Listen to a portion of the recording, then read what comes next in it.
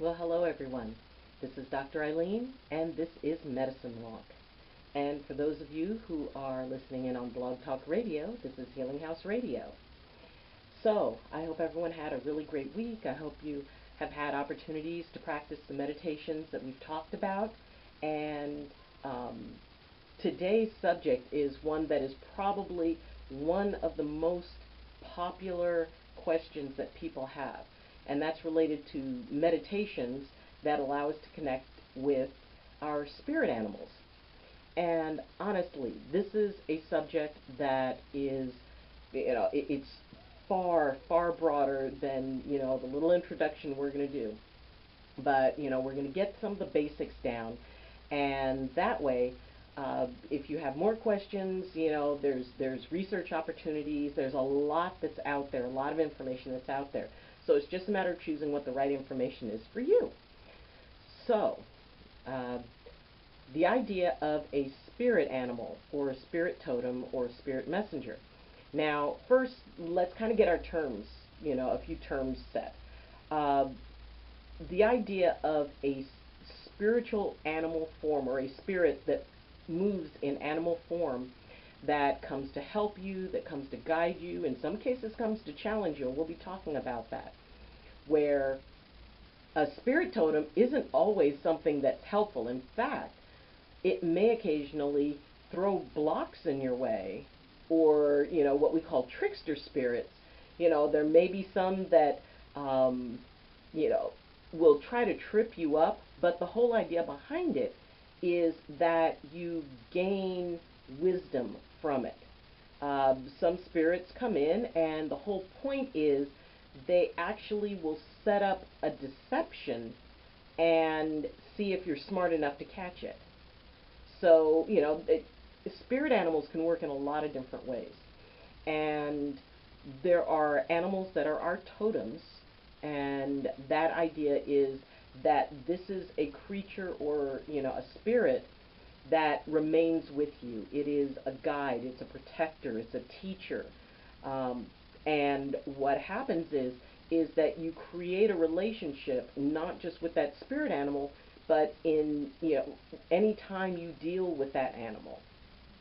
Those who have particular types of birds will notice that those birds come around at certain times, and those who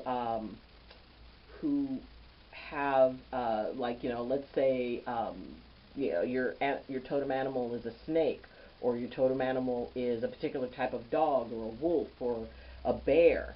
And while you may not encounter these, what you may encounter are symbols of them. You may find something that has a print or a pattern that is related to that, and that kind of brings forth a feeling. Those who have like whale as their totem animal, they may never see one, but if it's your totem animal, more than likely it's going to show up for you. But you will get a particular feeling when you hear whale song. Things come to you. So there's a lot of different ways that spirit animals work with us. Now, as I said, it might be a totem, or it may just be a messenger.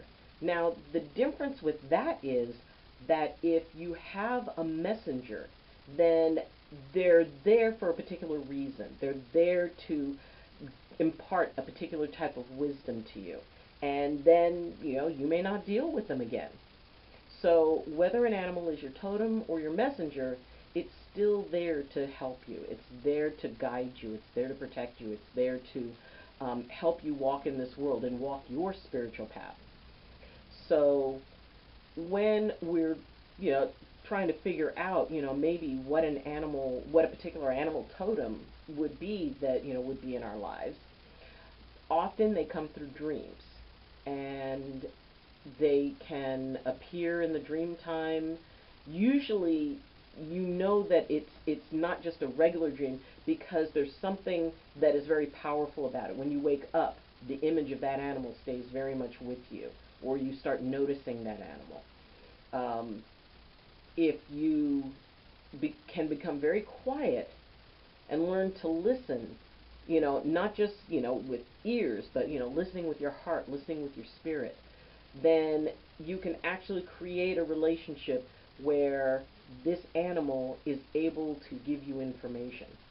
And one of the best ways to do that is through meditation.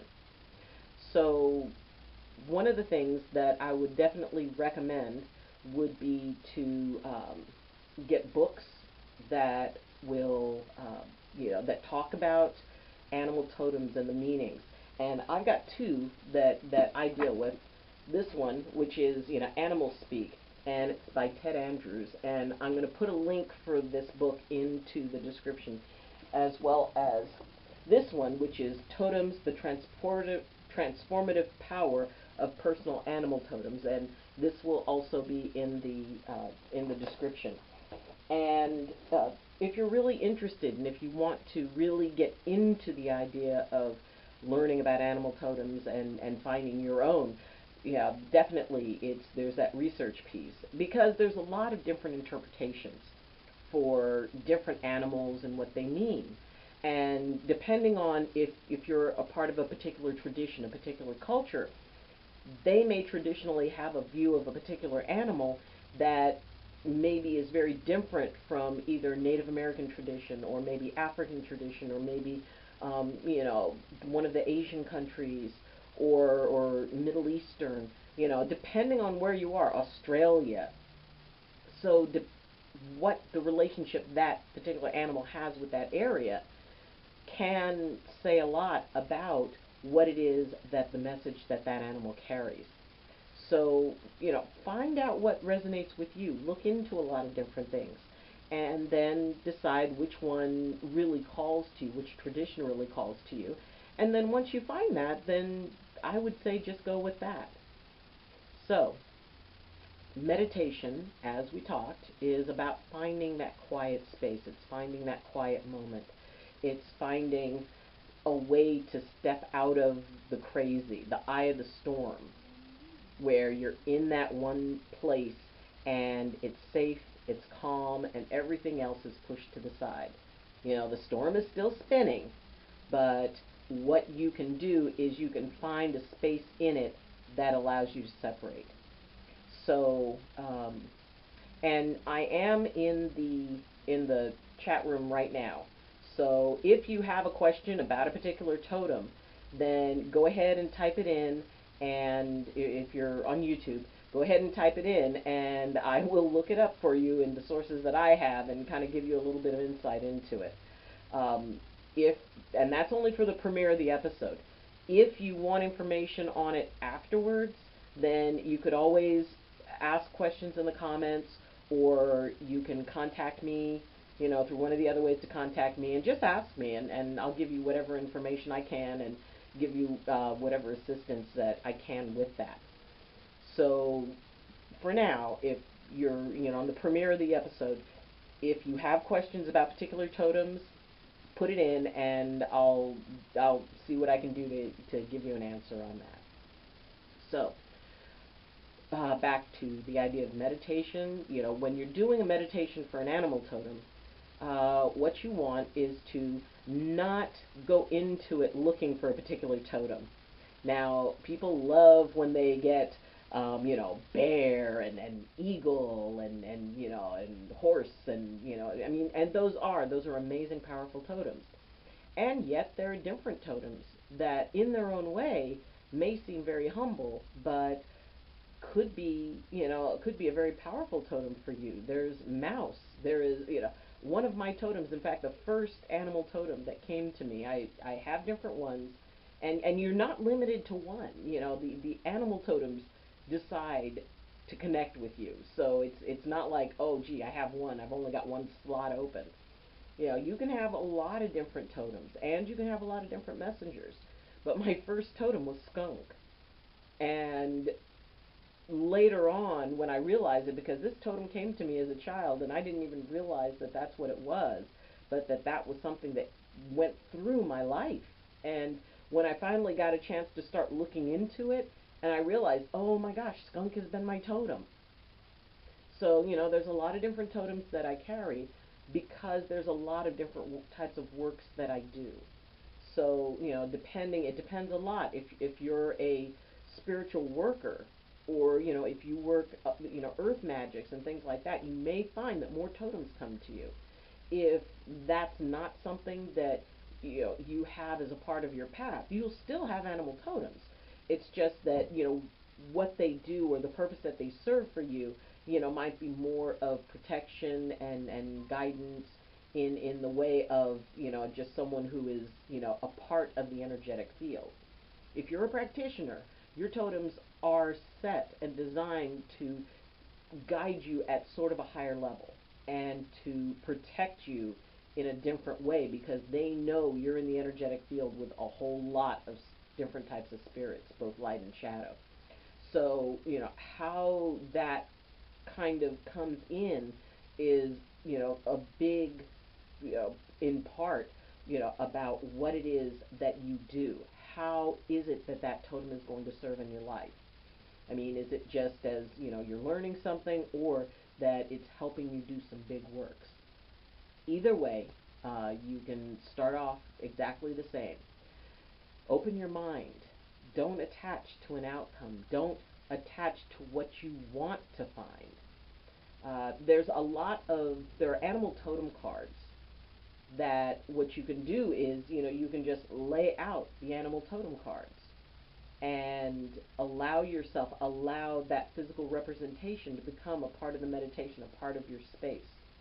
And, in some cases, there are people who will just, go through and close their eyes and pick a card, and, that's one way to find a totem. And then they can meditate on that. Or you can be able to meditate to have the initial contact. So what I'm going to do is I'm going to guide you on a little bit of a meditation. And what it is, and I got to make sure that I got this set up. For those of you who are listening in on Blog Talk Radio, I would recommend that you go and check out the YouTube video, and so that way, you can see it. But otherwise, this is, we can just go basically with listening. And so what I want you to do is I want you to just kind of sit, get comfortable. And the good part is that this will be recorded, so that way whenever you want to have this experience, or you want to redo it, then just go back and watch the video again, or on Blog Talk Radio, go back and listen to the episode again. So just take a nice deep breath. Now, before we've entered the meditation, you've made sure that you have, as we talked about last week, you make sure you have a nice quiet space. You make sure that you have a, undisturbed space of time. You want to be able to, not have to rush through this. You don't want to have to, have a clock set with a timer. This is a process. And the more you can relax into it, the more you can just kind of be with it and be gentle with it and not expect it to, bring you anything instantly, then the better your experience is going to be and the more productive results you're going to have. So you've got your nice calm place. It's quiet. Just, if you're listening to music, just, soft, subtle, instrumental, something. Now, this would be a good place for one of the Hemisync CDs, because those kind of kick it up to another level. Or if one is focused on chakras, whatever really kind of resonates with you. Or you could just have quiet. And then you want to sit, take a few breaths. Do that breathing exercise that I showed you. In for 4, hold for 4, and out for 8. And do that like 3 or 4 times, because just doing that one breathing pattern, it really kind of settles you into, sort of an altered state of awareness. It kind of opens things up. So, just do that. So do your breaths. In for 4, hold for 4, out for 8.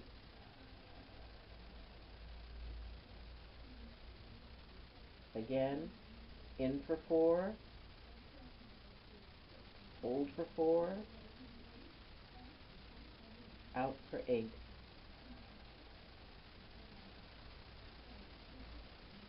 And one more time. In for 4,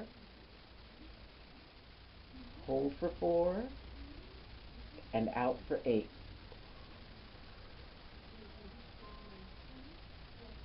Now,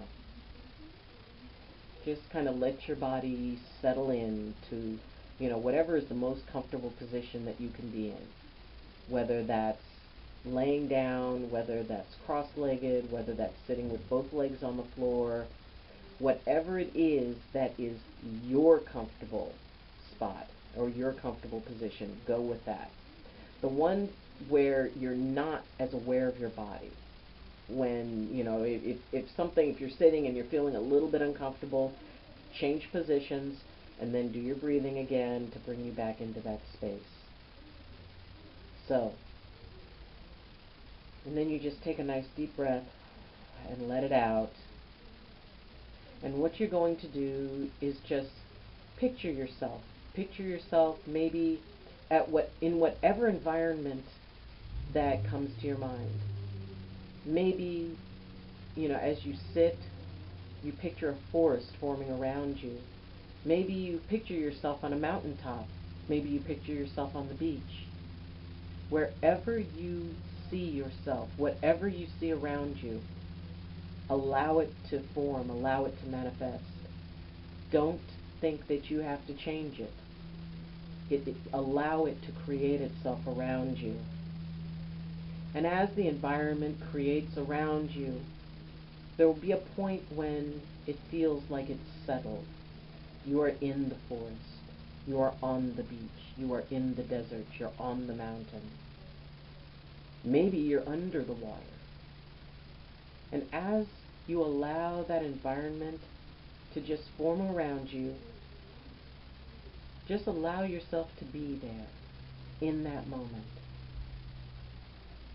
And as you sit and as you become one with that space, you feel and hear movement. Maybe it's in the brush next to you. Maybe it's walking up to you near you across the sand. Maybe you're on a snowy mountaintop and you feel the crunch as the snow breaks, as something is walking towards you. If it's nighttime, then there's a fire in front of you. If it is the morning, the sunlight is shining on you.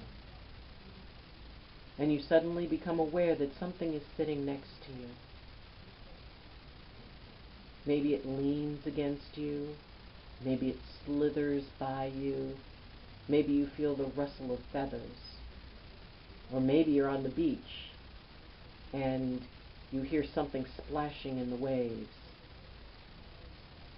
And look at it. What is the first thing that comes to your mind? Whatever it is, it's there.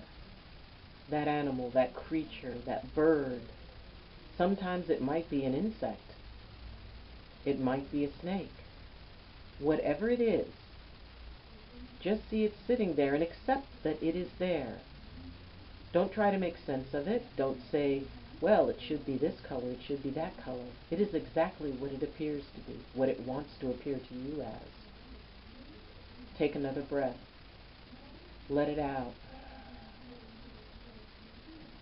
And as you sit in that quiet, the animal observes you. Maybe it moves around you. Maybe it sits directly in front of you.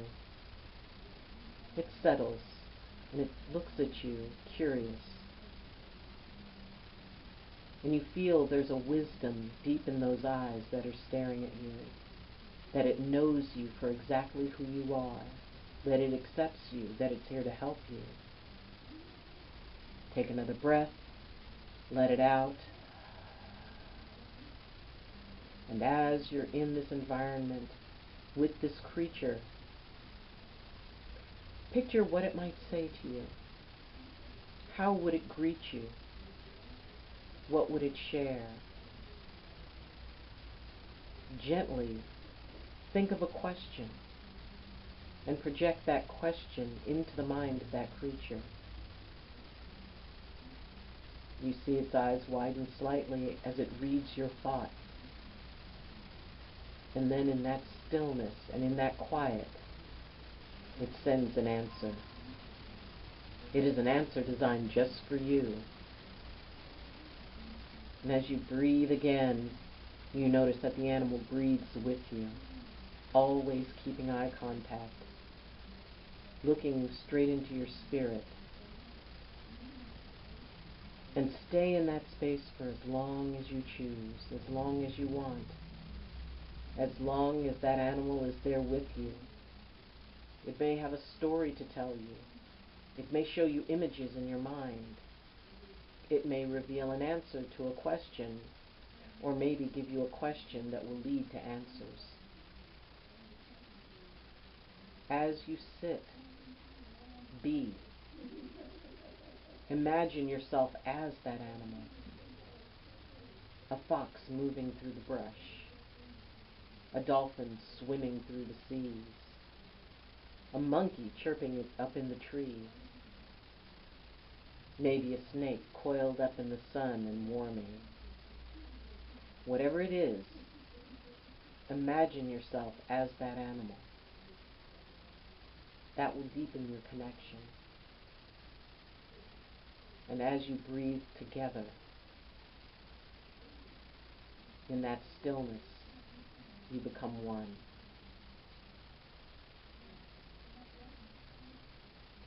And when you're ready, take a deep breath and feel yourself moving back into your present self, your present body.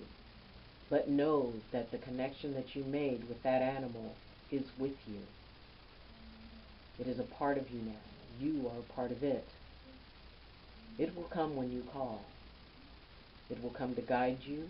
It will come to help you, to support you, to comfort you.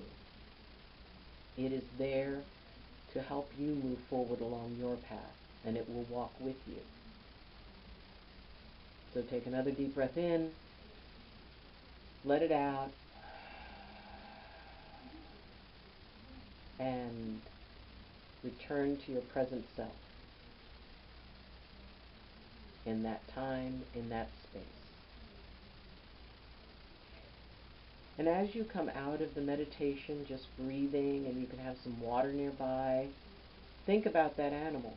And that's when you have the books nearby, so that you can immediately pick it up and take a look at that animal, look for it.